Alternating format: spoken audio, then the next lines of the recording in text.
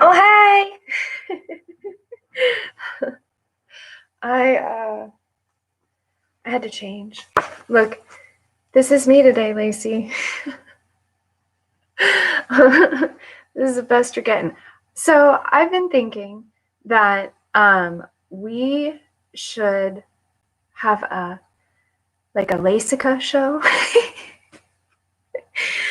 Because it's like the Lacey and Jessica hour. Well, about half hour. That's how it's been going. Because I just think we're hilarious. We could do split screen. I'm serious. I think it would be a really good outlet, and we could just like fucking talk like we do now, except you'll be joining me. Look, I put my little shelf together. Oh, I don't even know if I showed you, Lacey. Oh, I didn't post in the group that I was going live. Oh, well, look. What? It's like a legit crystal ball, man. God bless you. Yeah, Gary, my dad's roommate, this was his wife's. She passed away. And so he's letting me, he's like, oh, I love it so much. I really do. Oh, I love it. I want to keep it, but I know he's not going to give it to me. So, like, I'm just sitting there staring at it, and it is fucking trippy. I have never, oh, shit balls. Sorry. I have never stared into a crystal ball. I mean, I'm into witchy shit, but it's not like very often that someone has a crystal ball. So when he pulled it out, I was like, whoa. And I sat there for a while, and I was like, whoa, it totally makes your eyes go weird. So I can, and it really focuses like all of your energy on your third eye, which makes sense why that would happen if you're scrying. So I'm working on like learning how to do it, but because it is a trip staring into it. Have you ever been able to look into a crystal ball like this before? And they have the coolest mugs. Look, I don't know if you can see it. It's got dragons and shit. Oh, before I forget, this is cool. However, you know what's even fucking cooler? Friends. Lacey, God damn it, you made me cry. You did.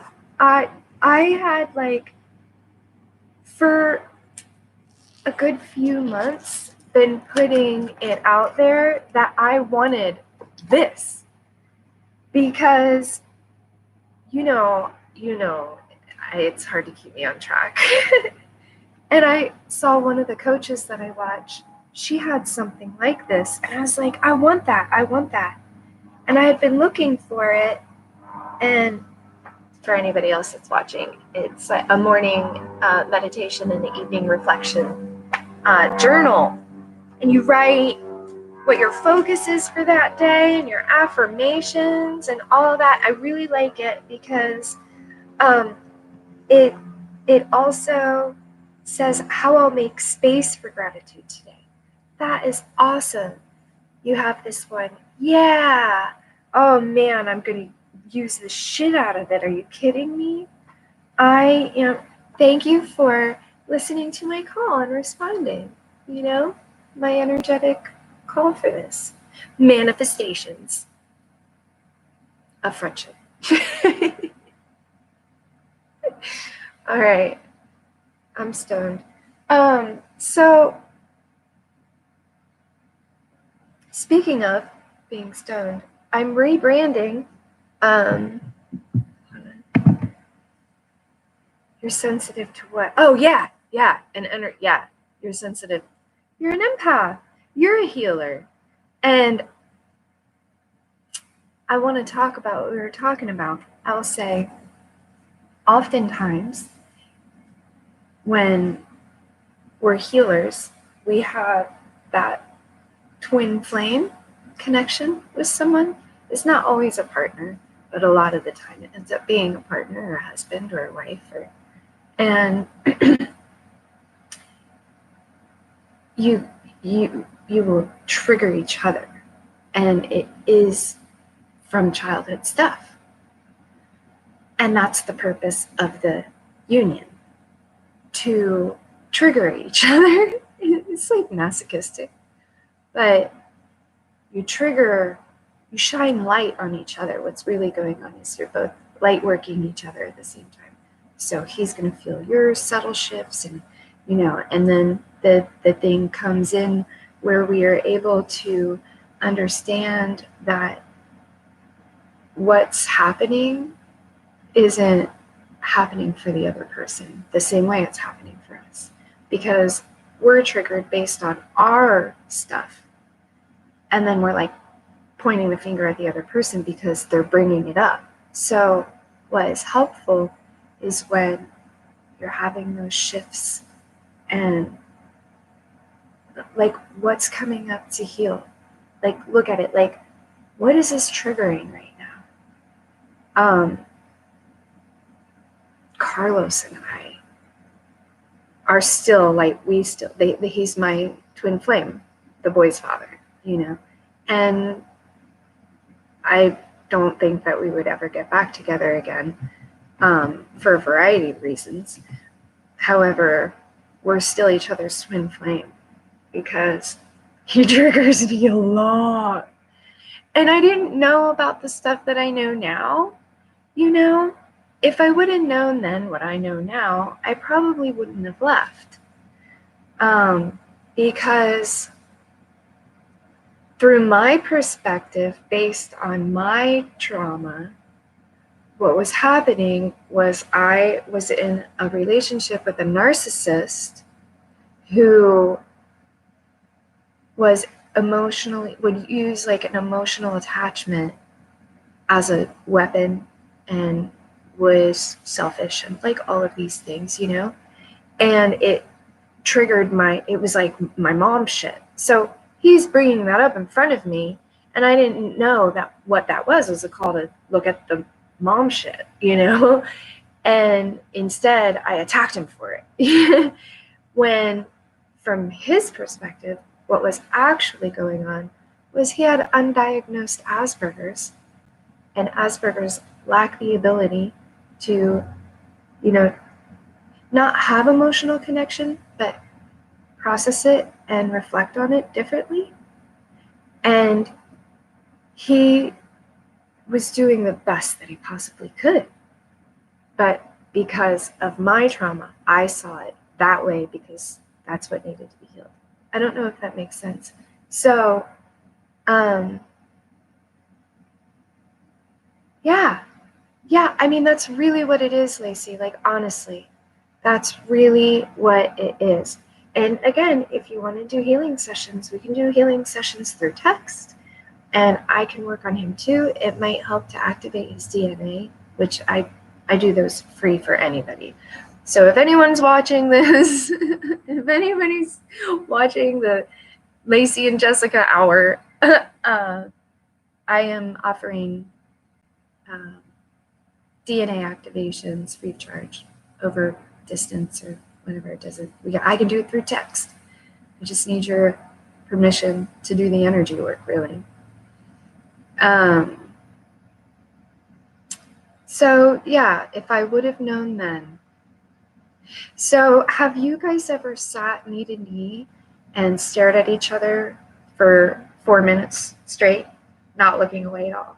Blinking, obviously, it's not like a fucking staring contest, but have you guys ever done that?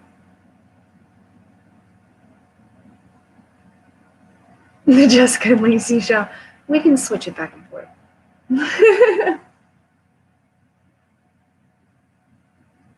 I would do that regularly while you're going through these growth spurts.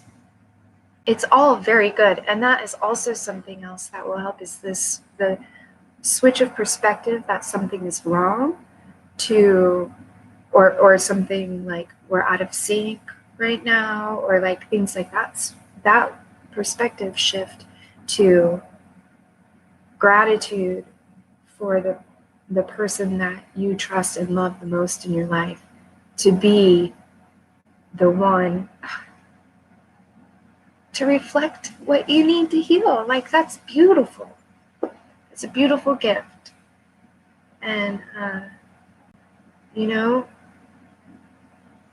as soon as you're attacking someone, you're really attacking yourself, you know? So I wish I would have known that, you know, when my family was together. But I mean, it does work out better when we're not together, because he's annoying.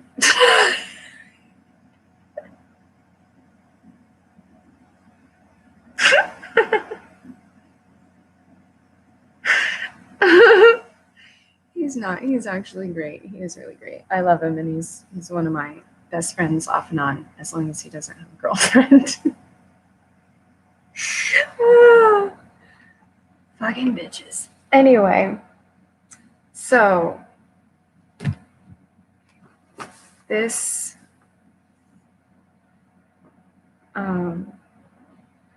I have so many things that I'm willing to talk to you about on camera that I have to keep like stopping and being like, other people are going to watch this. You might not want to say that right now. You know what? Yeah, there is something better waiting for me. And it's me. It was me. That's like such a cheesy, like, you know, I'm the one I was waiting for. But for me and my experience of being a fucking relationship addict for so long was me learning. Like, when I went through, I keep forgetting to make a video on how I healed, because everybody asks me like how I healed. And what was I? Oh yeah. And so I was like a serial relationshipper. And it was really, really bad. It was just really bad. It got me into really shitty situations. And when I got Lyme, like, everyone abandoned me. And suicide didn't work. So I was like, I guess I'll do some shit. You know what I mean? And I was like, well, I'm just going to give to myself. I think I heard this in an AA room. I'm going to give to myself what I want other people to give me. And I'm going to be the kind of partner that I want to attract. And wow, life-altering perspective change, because I would catch myself doing things that were like shady shit and be like, oh, thanks for texting me. You're the best. Yeah. It's too high.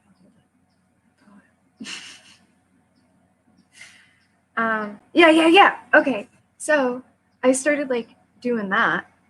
And when I wanted to be held by someone, I would sit and rock myself. Or, you know, when I wanted to be pampered by someone, I would pamper myself. Or if I wanted someone to pay attention to me, I would pay attention to myself. And I just started like, I stopped totally looking for that outside of myself and just gave it to myself. And then also was like, okay, what kind of a partner do I want? And I like wrote it out. And I was just like, okay, well, and also, what kind of boys do I want to raise? Like, what kind of boys do I want to raise? I know as their mother, for some fucked up reason, we end up finding partners that remind us of our parents. And it's to work out trauma, of course. But, yep, thoughts already gone already. Hold on. Something better. Yeah. Okay.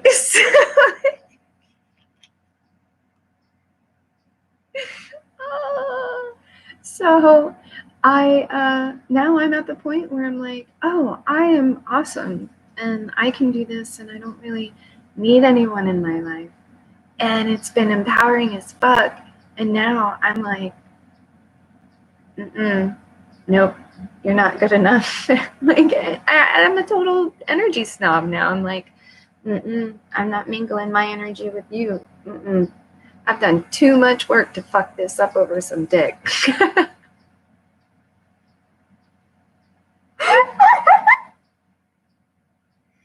It's funny because it's true though.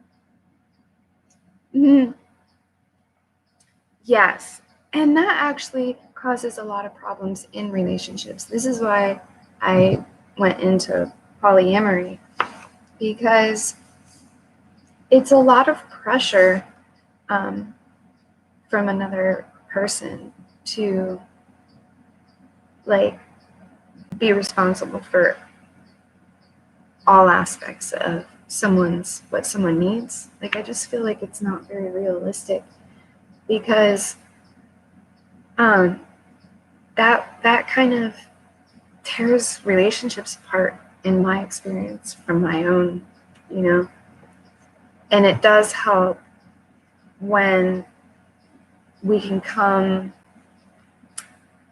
from a place of like fulfillment on our own, and then this is extra. I don't know if that makes sense, but people be calling me. All right. Were you able to meditate yesterday? I did active meditation.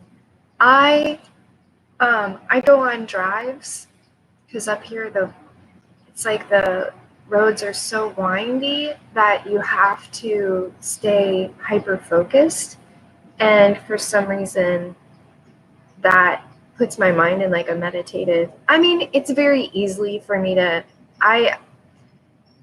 I've been practicing active meditation for probably like 5 years, and now it happens all the time. It's kind of weird. So, how did you feel before and after your meditation?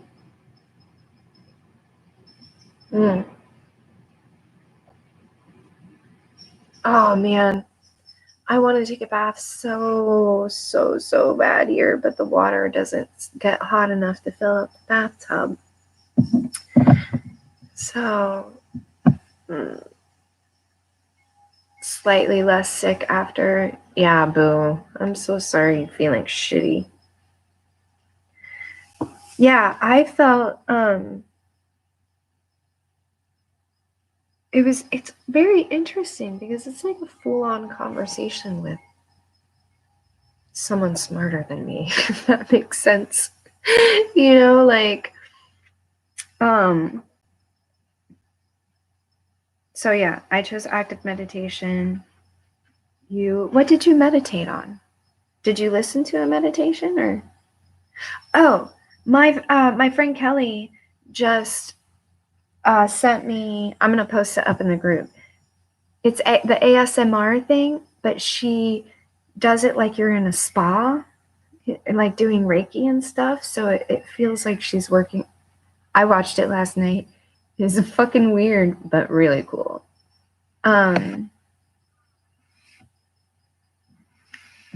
Like, you would only a clear brain. I don't remember what we were talking about. Yeah. Sometimes when I have a racing mind too, I'll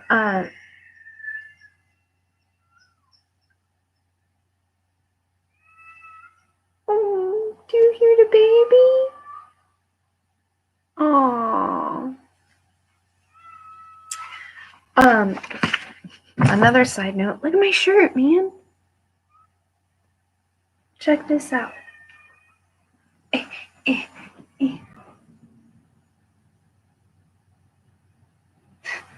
I don't want to watch it later, Lacey. I don't go back and rewatch my videos. That's torture. Oh, I don't like. We're all critical of ourselves, and the way I find relief from that is not watching after I've done it. I don't watch people have recorded the plays I've been in, and nope, they'll record me singing. I don't watch it. I don't like it. It's just weird. It's weird. So, no. Especially because I know I am all the fuck over the place today. I did have some money-making ideas, and I've been working on rebranding my Facebook page, and the Loving Life. I keep trying to change it to Metaphysical Misfit business page, but it won't let me. And so I've been working on like what am I doing? What do I want to do? And I've been having all of these thoughts about like an online store. And then I was like asking for suggestions on the name, because I'm refocusing it on like psilocybin, the misfit plants, you know? But I want it's going to act as my website. So I want it to be indicative of what I'm doing. And it's like, it's all health and wellness. It's still the same thing. But one of my friends suggested Misfit Apothecary. And then it was like, this went with this, and I was like, oh my God, I'm going to open an online store and sell my friends' shit, like herbalists and all of like the handmade stuff. And I'll be able to sell my CBD oil from that page, you know? Yeah.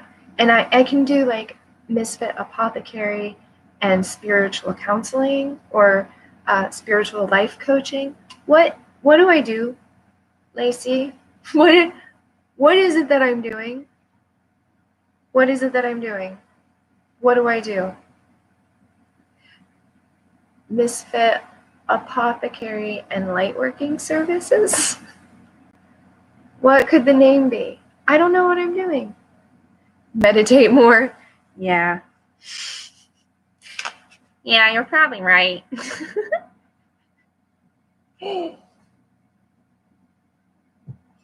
Okay. Day 11. Are you ready? I think I'm going to go... Squirrel. I think I'm going to go live doing some tarot card reading this weekend. You were asking earlier. Not really. You were asking if we were going to do the workbook over the weekend. No, we're not. And I'm going to do tarot card readings again. Oh, that was another one that came to my mind. So, I don't know if you know or not, but I do some sexy photos and videos on the side over here, trying to make some quick cash, because, you know, I'm ready to make money, and it's easy-ish, and it's also like, it's lots of fun when I'm doing it, because I just am feeling like, oh man, I'm feeling frisky. I don't know why I just jump back to like the 20s.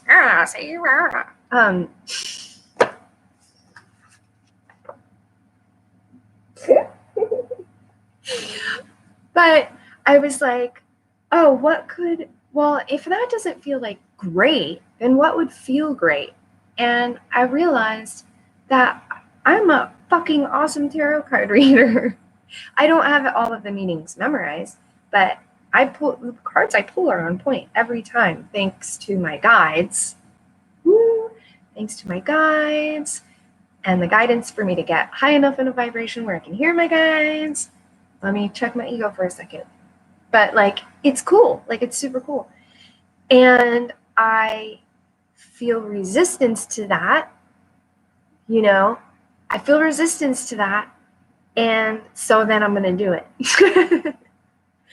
Because a friend of mine last night asked me the question of like, you know, is it really worth it? Are you making enough money? And like, my thing is, I'm just doing it for quick cash. Well, I could be doing tarot card readings for quick cash.